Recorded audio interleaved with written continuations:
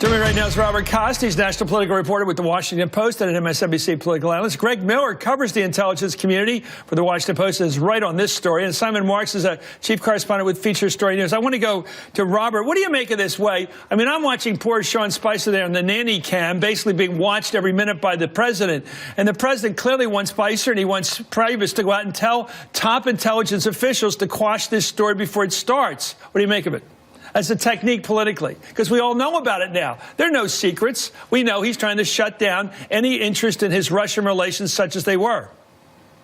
It's not only a message to the media, it's a message to these congressional Republicans. Nunes from California is certainly a major ally for the White House. He's out in front defending the administration. But the bigger question, Chris, is what are these Senate Republicans going to do? Senator Burr, others on the Intelligence Committee who are moving forward with an investigation on Russia. This view of the White House has not stopped those investigations from moving forward.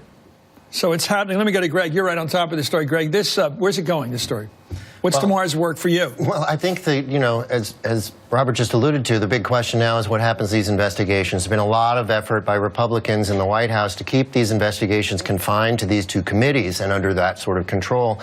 And the appearance that these chairmen are operating with the White House to some degree makes it harder to keep that contained and fend off that pressure to have an independent investigation that's more bipartisan. These select committees on intelligence are called select committees. They're supposed to be nonpartisan, right? They're not supposed to be part of the leadership. Yeah, by tradition, they are supposed to be very bipartisan, and in fact, they have been through much of their history. They've become increasingly partisan over the past 10 years or so.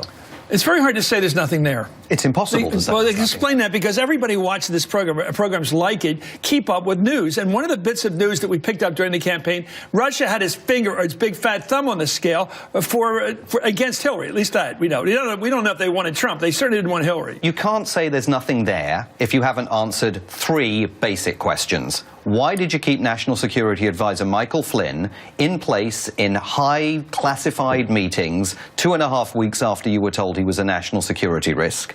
Why haven't you shown the public not just the outside cover of Michael Cohen's passport, Donald Trump's personal lawyer, but the inside pages so people can see where he went and when he went there? And thirdly, if you don't turn over the tax returns, it will be impossible to know whether the Trump organization or Donald Trump personally in any way benefited from the 19.5% of Rosneft, the Russian state oil company, which has somehow disappeared. Do we have evidence to get a piece of that? Well, it's a question. We don't have evidence to get a piece of it. Well, we know that 19.5% of Rosneft was sold to a mystery buyer or was passed on to a mystery recipient. There are questions about that have to be answered before you can say there's nothing here to see. Okay, well, Politico reports that in an effort to plug the many leaks coming out of the White House, here they are. Sean Spicer held an emergency meeting last week. Quote, staffers were told to dump their phones on a table for a phone check to prove they had nothing to hide. Spicer also warned the group of more problems if news of the phone checks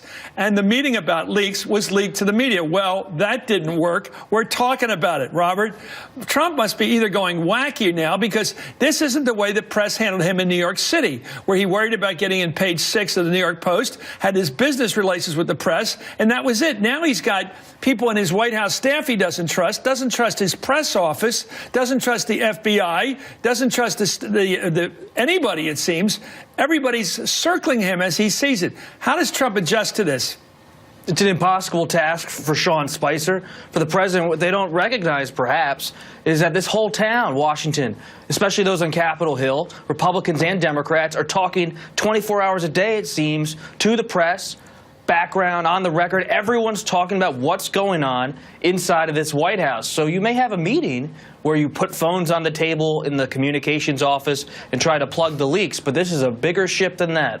Thank you, Robert Costa, Simon Marks, and Greg Miller.